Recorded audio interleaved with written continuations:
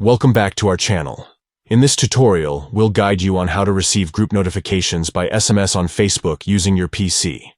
By enabling this feature, you'll stay updated with the latest group activities and discussions directly on your mobile phone. Let's get started. Step 1. Open Facebook. Step 2. Click on the notification icon located at the top right corner. Step 3. Click on the 3 dots. Step 4. Select notification settings from the options. Step 5. Scroll down to find groups and click to open it. Step 6. Toggle on the switch next to SMS. Well done.